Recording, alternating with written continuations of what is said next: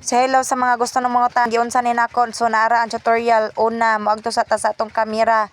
Then paghuman dayon mag-acting na din ta diha kung unsay atong gusto aktingon. Ikaduha magkuha tag background sa langit. Ikatulo dayon is mura tag gigante so duol lang sa kamera. Dayon matek agto na din sa CapCut kay para mag-edit na din ta tuplokan ng new project.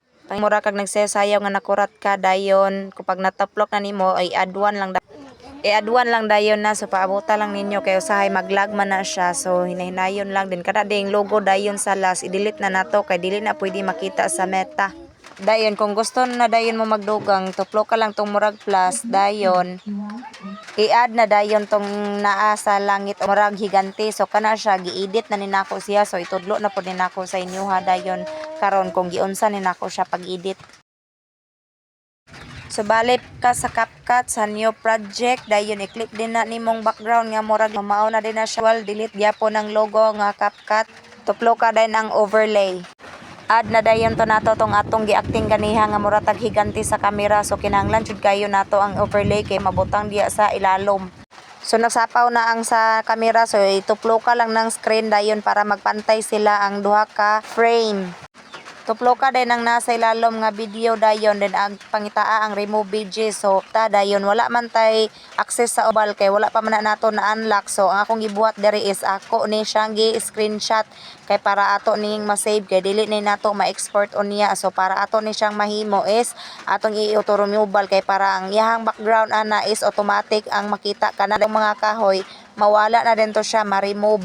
Then kana dayong sobra i-click lang na nimo then ituplo ka ang split dayon i-delete na dayon na nimo siya then mo na dayon na iyang kalabasan dayon. So back to video gi-add na din to nako ang atong gi-screen record ganiha kay dili man na nato ma-export kay wala man tay access sa pro so mo na din na ako na din siyang gi-addara. Ako lang siyang gi-adjustan ang kanang mga sobra-sobra nga nakuha pag screen record nato. So para dili mailhan nga kanang recording ra siya so same process ako ra siyang gi-hold then akong gipadako para magpantay sila sa video.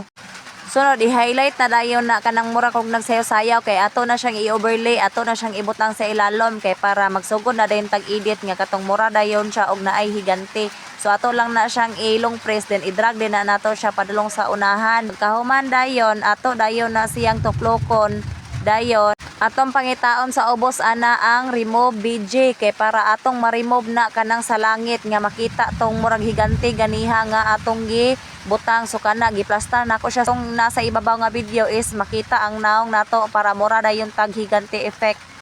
Akong gitop ang chroma key then ang iyang shadow din gi-adjustan din ako din siya sa 39 so pagkahuman din ako na din siyang gi-check dayon pagkahuman din gi-click din na nako murag arrow sa ubos then ako din gipangita dayon ang adjust kay kanang next sayaw itom kaayo mo so ato na siyang adjustan pangitaon nato ang iyang brightness ana so ato na siyang adjustan para mohayag kay ngit-ngit gid kaayo siya so lain pod kaayo nga puti ang anino niya ang nasayaw is itom so atong adjustan ang moagto ta sa iyang brightness ana atong tuplokon then i-adjust din nato siya sa 30. So diha imo na siyang timpla-timplahon, imo na siyang timbang-timbangon para sakto o hang kahayagon o itom ba siya or ngit-ngit.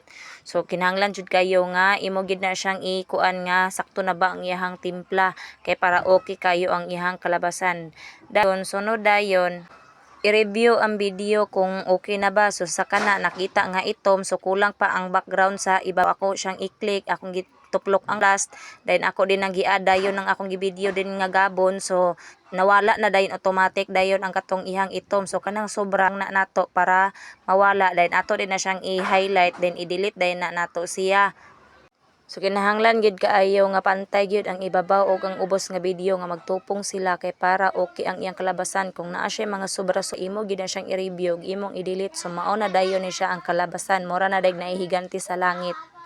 Unta nga inyong nakuha ang akong tutorial lisod jud ka pa ka sa CapCut pero kung imo ni siyang i-explore ang CapCut is daghan jud kayo ang mga nindot dari so i-export na din na nimo so maura to ayaw kalimti ang resolution i-fall so maura to bye bye.